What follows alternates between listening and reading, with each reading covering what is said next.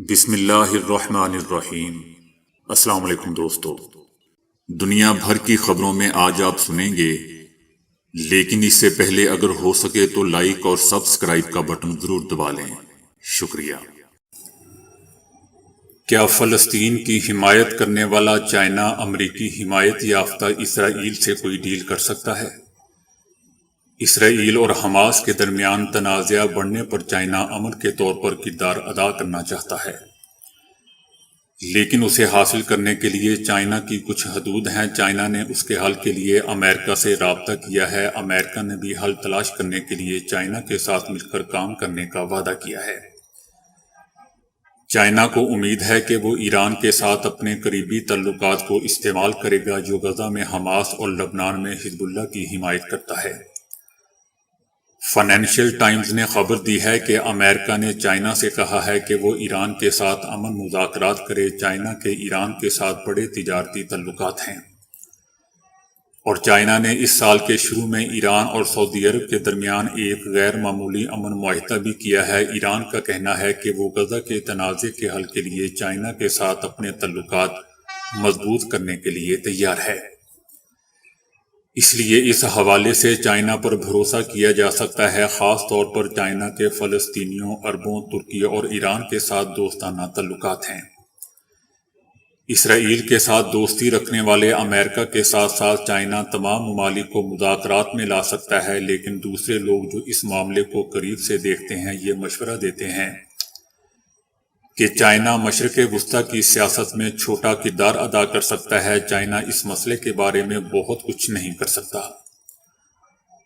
جب آپ مشرق وسطیٰ کے علاقے کے آس پاس کے ممالک سے بات کرتے ہیں تو کوئی بھی چائنا سے اس مسئلے کو حل کرنے کی توقع نہیں رکھتا۔ اسرائیل نے غصے اور اپنی گہری مایوسی کا بھی اظہار کیا ہے کہ چائنا نے حماس کی مذمت نہیں کی اور نہ ہی اپنے بیان میں اسرائیل کے اپنے دفاع کے حق کا ذکر کیا ہے۔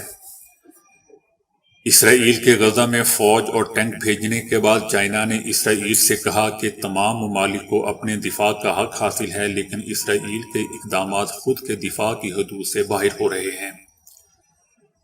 فلسطین کے لیے چائنا کی دوستوں زرینہ کھلی ہمدردی نے چائنا کے لیے دوسرے ممالک کے ساتھ اپنے تعلقات میں توازن برقرار رکھنا مشکل بنا دیا ہے۔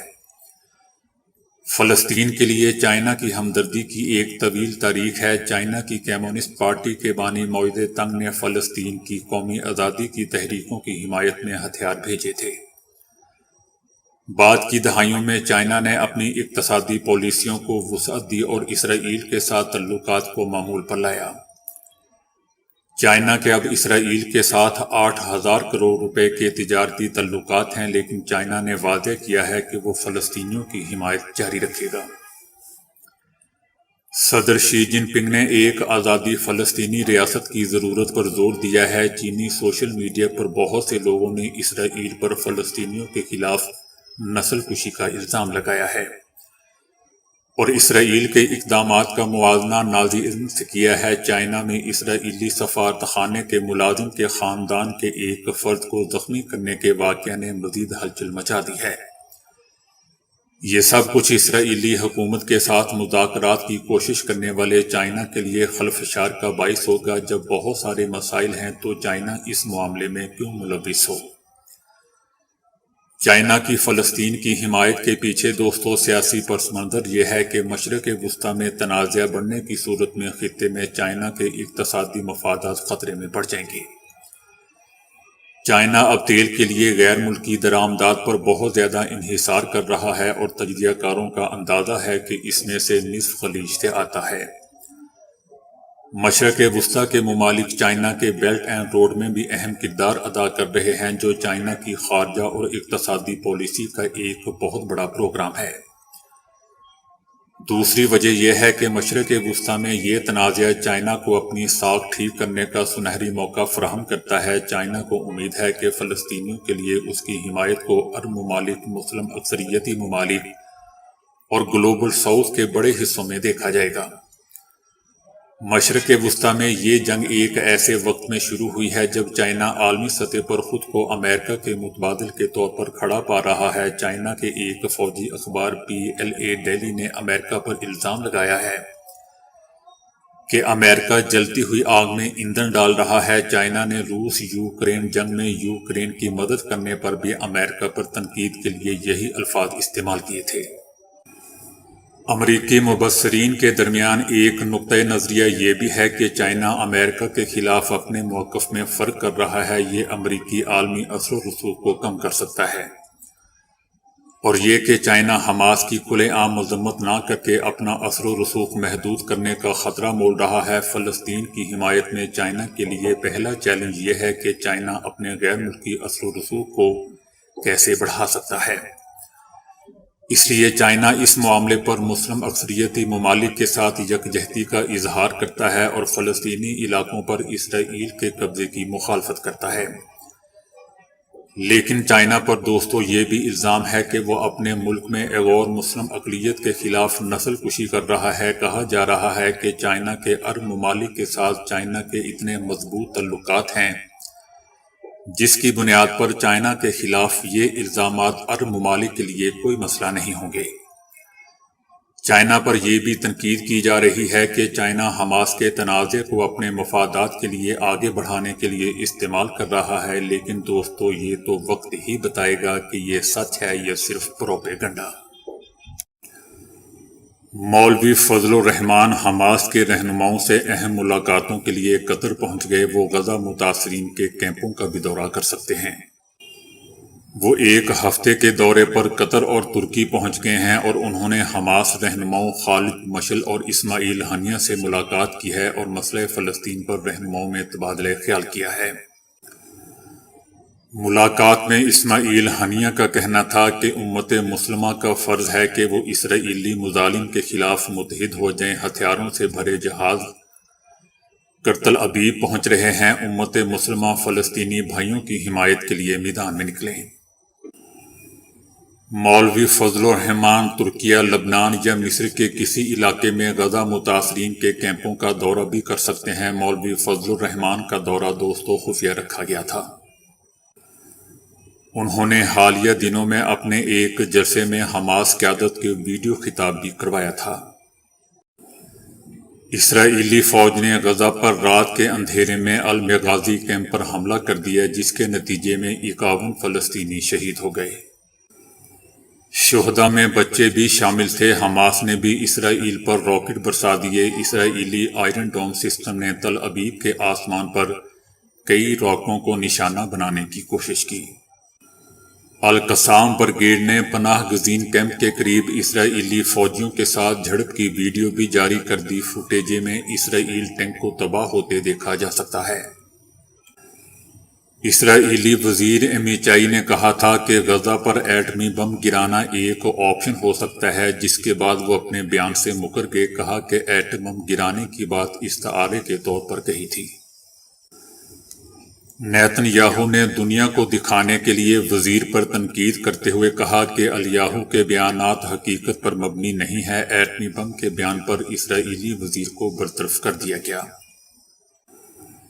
دوسری طرف امریکی سینیٹرز نے فلسطینی شہریوں کی قتل کی مذمت کرتے ہوئے کہا ہے کہ غزہ میں جاری جنگ حالیہ تاریخ کے سب سے زیادہ خوفناک واقعات میں سے ایک ہے۔ انہوں نے انسانی بنیادوں پر جنگ میں وقفے کا مطالبہ کر دیا، جبکہ امریکی صدر جو بائیڈن نے کہا ہے کہ اسرائیل اور حماس کے درمیان جنگ میں وقفہ حاصل کرنے پر پیش رفت ہوئی ہے۔ انسانی ہمدردی کی بنیاد پر حملوں میں وقفے کے لیے اسرائیل سے بات چیت جاری ہے، لیکن امریکی وزیر خارجہ نے عرب رہنماؤں کا فوری جنگ بندی کا مطالبہ مسترد کرتے ہوئے کہا ہے کہ جنگ بندی سے حماس کو دوبارہ منظم ہونے کا موقع ملے گا۔ اسرائیلی آرمی کا کہنا ہے کہ اسرائیلی فورسز فلسطین کی حدود میں حماس سے لڑائی کر رہی ہے۔ اسرائیلی فورسز نے غزہ شہر کا مکمل گھیراؤ کر رکھا ہے۔ فورسز غزہ کے شمال جنوب سے رہائشی علاقوں میں داخل ہو رہی ہے۔ اسرائیل نے حماس برگیڈ کو شدید نقصان پہنچایا ہے۔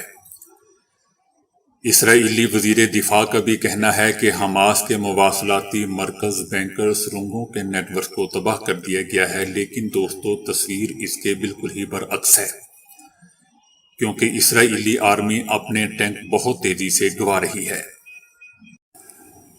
برطانیہ میں ایک بار پھر درجنوں شہروں میں غزہ پر اسرائیلی حملوں کے خلاف ریلیاں نکالی گئیں، جن میں ہزاروں کی تعداد میں لوگوں نے شرکت کی اور مطالبہ کیا کہ معصوم شہریوں پر حملے بند کیے جائیں۔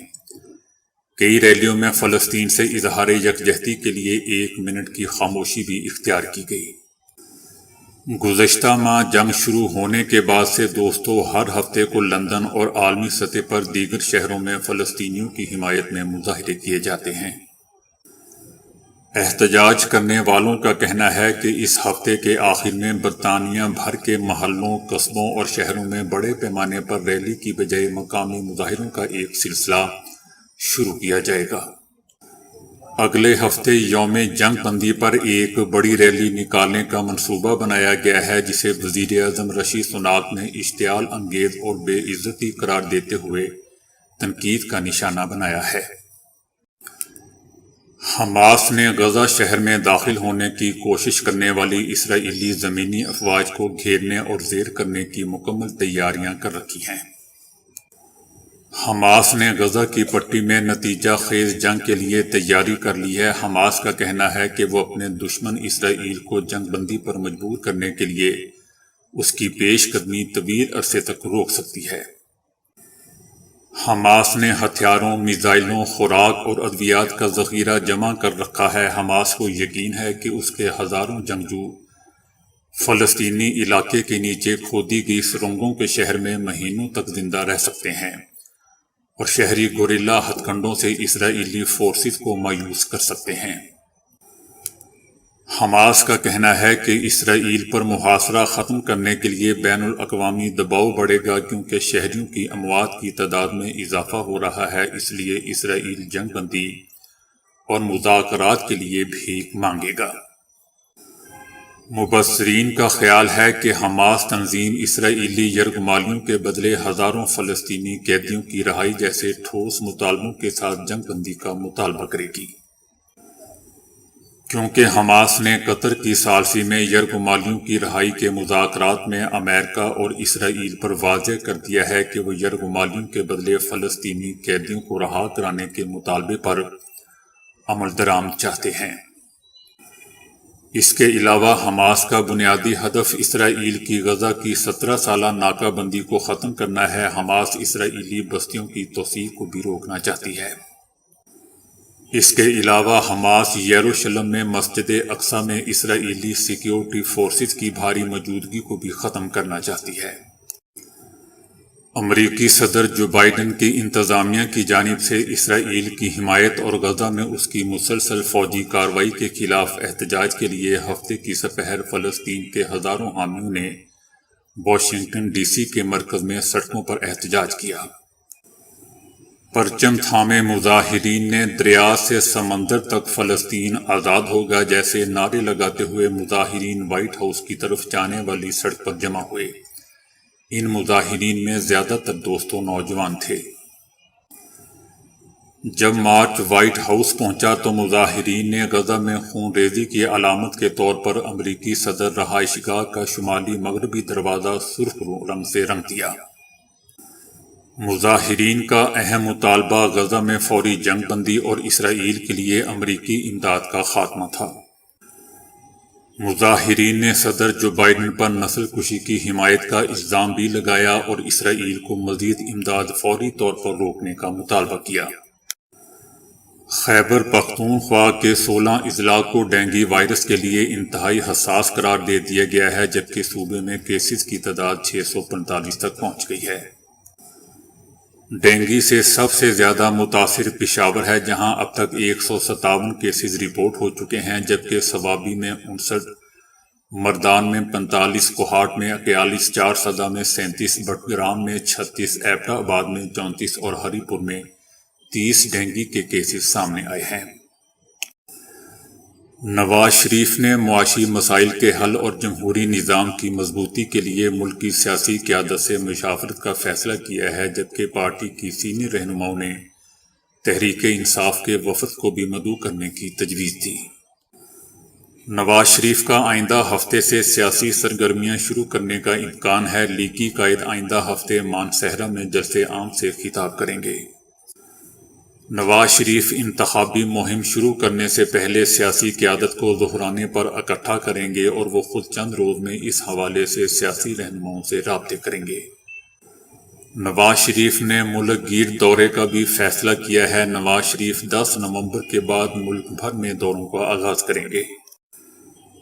گوادر، میاں والی اور ڈیرہ اسماعیل خاں میں پاک فوج کے جوانوں کی شہادت کے دلخراش واقعات پر بھی پاکستان تحریک انصاف اور مسلم لیگ نون نے ایک دوسرے کے خلاف محاذ کھولا ہوا ہے۔ شہباز شریف کا کہنا ہے کہ ایک ایسے وقت میں جب تخریب کاروں نے گوادر، میاں والی، ڈیرہ اسماعیل خاں میں پاکستانی فوج کے بہادر افسروں اور جوانوں کو شہید کیا ہے اور ان کی شہادت پر ہر پاکستانی خون کے آنسو رو رہا ہے، 9 مئی واقعات کے سرغنہ نے پاکستان کے عظیم جوانوں، غازیوں اور شہدوں کا مذاق اڑایا، اور اب یہ جو واقعات رونما ہوئے ہیں یہ نہ صرف انتہائی قابل مذمت ہے بلکہ 9 مئی کے مکروہ چہرے دوبارہ وہی زبان استعمال کر رہے ہیں جو کہ ماضی میں را کے ایجنٹس نے ہمیشہ استعمال کی۔ شہباز شریف نے سیاست چمکاتے ہوئے کہا کہ یہ کتنی ستم ظریفی ہے کہ 9 مئی کے مکروہ چہرے اور را کے ایجنٹس آج ایک ہی زبان میں بات کر رہے ہیں۔ شہباز شریف کے اس ویڈیو پیغام کے جواب میں پی ٹی آئی کی جانب سے جوابی پیغام جاری کیا گیا جس میں پی ٹی آئی نے شہباز شریف کے پیغام کو شہداء کو نفرت انگیز جھوٹے پروپیگنڈے کا ذریعہ بنانے کی شرمناک کوشش قرار دیا۔ پاکستان تحریک انصاف نے شہباز شریف کی جانب سے گوادر سمیت مختلف تقریب کار حملوں میں جام شہادت نوش کرنے والے شہداء کو اپنی گھٹیا سیاست کا ذریعہ بنانے کی شدید مذمت کی۔ پی ٹی آئی کا کہنا تھا کہ شہباز شریف قومی مجرم ہے، اس کی جانب سے شہداء کو اپنی نفرت اور تقسیم کی سیاست کا ذریعہ بنانا شرمناک ہے۔ پی ٹی آئی کا مزید کہنا تھا کہ مختلف واقعات میں تخریب کاروں کا نہایت جرات اور بہادری سے مقابلہ کرتے ہوئے اپنی جانوں کے نذرانے پیش کرنے والے جوانوں کی شہادتوں پر پوری قوم سوگوار ہے۔ شہداء کے اہل خانہ کا دکھ بانٹنے کی بجائے ان کی قربانیوں کو اپنے سیاسی اہداف کی نظر کرنے کی کوشش کرنا شہدوں کی قربانی کی توہین اور نہایت ہی مجرمانہ فعل ہے جو شہباز شریف کر رہے ہیں۔ پی ٹی آئی نے مزید کہا کہ نون لیگ کشمیریوں کے قاتل مودی کو اپنی خاندانی تقریبات میں مدعو کرتے حریت قیادت کو نظر انداز کرنے اور دنیا بھر میں فوج پر کیچڑ اچھالنے والوں کی جانب سے جھوٹی الزام تراشی شرمناک ہے۔ تخریب کار قوم میں نفاق اور تقسیم چاہتے ہیں۔ شہباز شریف جیسے کردار ان تخریب کاروں کی معاونت میں مصروف ہیں۔ بھارتی حکومت کا تخریب کاری کو ختم کرنے کی آڑ میں سماجی تنظیموں پر کریک ڈاؤن جاری ہے۔ سماجی تنظیموں نے بھارتی سرکار کی سیاسی کارکنوں اور اقلیتوں پر ظالمانہ کارروائیوں کا نوٹس لینے کا مطالبہ کیا۔ بھارتی حکومت کی جانب سے تخریب کاری کو ختم کرنے کے نام پر بھارت میں موجود انسانی اور سماجی حقوق کے کارکنوں اور تنظیموں پر بدترین کریک ڈاؤن جاری ہے۔ بھارتی حکومت اپنی پالیسیوں پر تنقید کرنے والوں کے خلاف بدترین ہتھ کنڈے اپنا رہی ہے جسے فائنینشل ایکشن ٹاسک فورس کو مد نظر رکھنا چاہیے۔ اس وقت دوستو دنیا میں 2 بڑی جنگیں لڑی جا رہی ہیں، ایک روس کا یوکرین پر حملہ جبکہ دوسرا اسرائیل حماس کے درمیان لڑی جا رہی ہے جس کا اثر لبنان پر بھی ہو رہا ہے۔ ایسے میں بہت سے لوگ خوفزدہ ہیں کہ دنیا عالمی جنگ کی جانب بڑھ رہی ہے۔ اس حوالے سے جب مصنوعی ذہانت سے چلنے والے بڑے لینگویج ماڈل چیٹ بوٹ سے جب یہ پوچھا گیا کہ تیسری جنگ عظیم ہونے کی صورت میں برطانیہ کا کیا حال ہوگا تو جواب کچھ اچھا نہیں تھا۔ موجودہ فوجی صلاحیتوں کی بنیاد پر امریکہ کو عام طور پر دنیا کی سب سے طاقتور فوج سمجھا جاتا ہے۔ اس کے پاس ایک بڑی اور اچھی طرح سے مسلح فوج ہے جس کی توجہ جدید ٹیکنالوجی پر ہے اور اس کا عالمی نیٹ ورک بھی ہے، فوجی اڈے اور اتحاد جو اسے عالمی تنازع میں ایک اہم فائدہ دے گا۔ تاہم دوسرے ممالک بھی اپنی فوجیں تیز رفتاری سے تیار کر رہے ہیں۔ مثال کے طور پر چائنا حالیہ برسوں میں اپنی فوج میں بہت زیادہ سرمایہ کاری کر رہا ہے۔ اور اب اس کے پاس دنیا کا دوسرا سب سے بڑا فوجی بجٹ ہے، اور روس ایک بڑے ایٹمی ہتھیاروں کے ذخیرے اور ایک مضبوط روایتی فوج کے ساتھ ایک اور بڑی فوجی طاقت ہے۔ اگر تیسری جنگ عظیم چھڑ جاتی ہے تو امکان ہے کہ امریکہ کسی ایک مخالف کو شکست دے سکے گا، تاہم اگر امریکہ کو چائنا اور روس جیسی بڑی فوجی طاقتوں کے اتحاد کا سامنا کرنا پڑا تو امریکہ کے لیے جیتنا مشکل ہوگا۔ بارڈ کا مزید کہنا تھا کہ تیسری جنگ عظیم کے ممکنہ نتائج پر بھی غور کرنا ضروری ہے۔ بڑی فوجی طاقتوں کے درمیان ایک روایتی جنگ بھی تباہ کن ہوگی، جس میں لاکھوں ہلاکتیں ہوں گی، اور اگر جوہری ہتھیار استعمال کیے گئے تو اس کے نتائج اور بھی تباہ کن ہوں گے۔ بارڈ نے مزید کہا کہ برطانیہ کسی بھی دشمن ملک کے لیے ایک بہت بڑا ہدف ہوگا۔ دنیا بھر میں اس کے اڈے کسی بھی اتحاد کے لیے میزائلوں کا سب سے بڑا ٹارگٹ ہیں۔ اگر برطانیہ جنگ میں براہ راست بھی ملوث نہ ہو تب بھی نتیجہ کچھ اچھا نہیں ہوگا اس کے لیے، کیونکہ برطانیہ ایک بڑا تجارتی ملک ہے۔ عالمی جنگ تجارتی راستوں میں خلل ڈالے گی اور معاشی نقصان کا سبب بنے گی۔ برطانیہ خوراک اور توانائی کی درآمد پر بھی انحصار کرتا ہے، اور یہ رصد جنگ میں متاثر ہو سکتی ہے۔ اگر برطانیہ کو براہ راست نشانہ نہ بھی بنایا گیا تب بھی جوہری جنگ ملک کو آلودہ کر سکتی ہے اور اسے ناقابل رہائش بنا سکتی ہے۔ برطانیہ پر اس کے اثرات تباہ کن ہوں گے، اور اسے کافی جانی اور معاشی نقصان ہوگا اور سماجی خلل پڑے گا۔ اپنی روزمرہ کی خوراک میں بہت سے لوگ میٹھا کھانے کو ترجیح دیتے ہیں، جبکہ اکثر گھروں میں ہر کھانے کے بعد باقاعدہ کچھ نہ کچھ میٹھا ضرور کھایا جاتا ہے۔ چینی کی بلا ضرورت خواہش آپ کے لیے پریشان کن ہو سکتی ہے، خاص طور پر جب اس عادت سے چھٹکارا حاصل کرنا مشکل ہو۔ تو ایسے میں اگر کچھ کھٹا کھا لیا جائے تو اس سے چھٹکارا پانے کا یہ ایک یقینی طریقہ ہے۔ شکر کی خواہش آپ کو زیادہ کھانے کی جانب لے جانے کا باعث بنتی ہے، اس طرح آپ کی کل کیلوریز مقدار اضافہ ہو جاتا ہے۔ حالانکہ میٹھا کھانا کھانے سے ڈپریشن اور اضطراب سے نجات دلانے میں مدد ملتی ہے۔ میٹھا کھانا خود سے ڈپریشن کو دور کرنے کا ایک قدرتی طریقہ ہے۔ جب آپ اچھی طرح سے نیند نہیں لے پاتے تو اس سے جسم میں شوگر کی خواہش پیدا ہوتی ہے۔ ایسا اس لیے ہوتا ہے کیونکہ جب آپ کو اچھی طرح سے آرام نہیں ملتا تو جسم دماغ کو آرام دینے کے لیے آرام دہ کھانا چاہتا ہے، اور اس کے لیے میٹھے فوڈ سے مدد ملتی ہے۔ شکر کی خواہش کا مقابلہ کرنے کے لیے چند کھٹی غذائیں ایسی ہیں جو آپ کی مدد کر سکتی ہیں۔ ایک گلاس کھٹا لیموں پانی پینے سے چینی کی خواہش اچھی طرح متوازن ہو جاتی ہے۔ اس کے علاوہ پانی جسم کو ہائیڈریٹ کرنے اور میٹھا کھانے کی خواہش کو متوازن کرنے میں مدد کرے گا۔ دہی کیلشیم اور پروٹین سے بھری ہوتی ہے۔ آپ دہی کا ذائقہ بڑھانے کے لیے اس میں شہد اور پھل شامل کر سکتے ہیں۔ ہم ایک عرصے سے پلاسٹک کے کوڑے سے پریشان ہیں جو ہر ماحول کے جاندار کے لیے خطرہ بنا ہوا ہے، لیکن اب ثبوت مل چکے ہیں کہ پلاسٹک انسانی صحت کے لیے انتہائی مضر ہے۔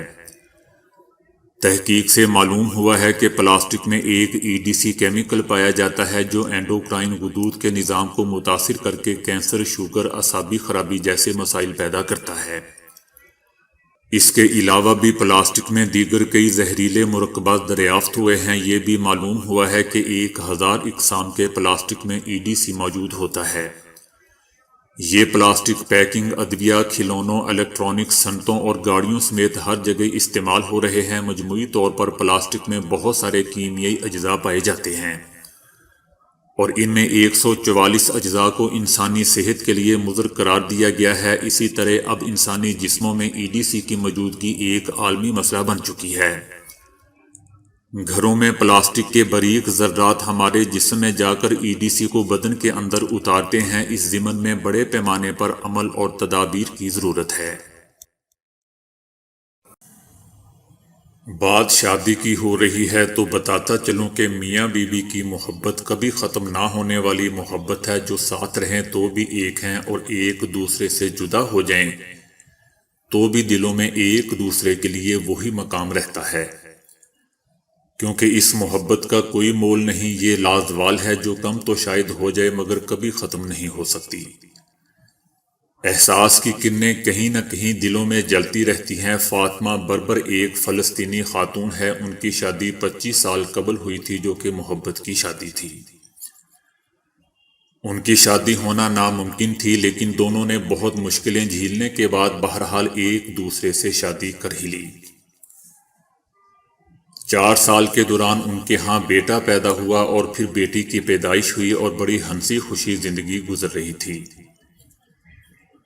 کہ پھر ایک وقت ایسا آیا جب 30 مارچ 2001 کو شوہر مجد بربر کو مقبوضہ بیت المقدس سے اسرائیل کے خلاف مذمت کرنے پر اسرائیلی آرمی نے گرفتار کر لیا۔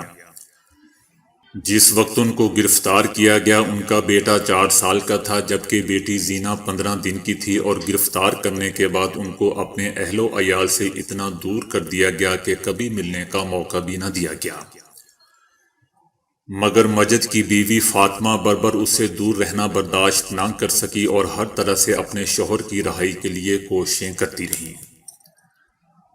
اور بالآخر 20 سال بعد وہ اپنے مقصد میں کامیاب ہو گئی۔ فاطمہ کہتی ہیں کہ 20 سال تک شوہر کی جدائی میں تڑپتی رہی، ہر رات دل خون کے آنسو روتا رہا، ہر لمحہ قیامت خیز اذیت گزاری، بچوں کی پرورش اکیلے کرتے کرتے میں اتنی تھک گئی کہ ایک وقت آیا جب دل سے آواز آئی کہ فاطمہ ہمت نہ ہار، تیرا مجازی خدا آ رہا ہے تجھے تھامنے کے لیے، تیری محبت کا امتحان تو اب پورا ہونے جا رہا ہے۔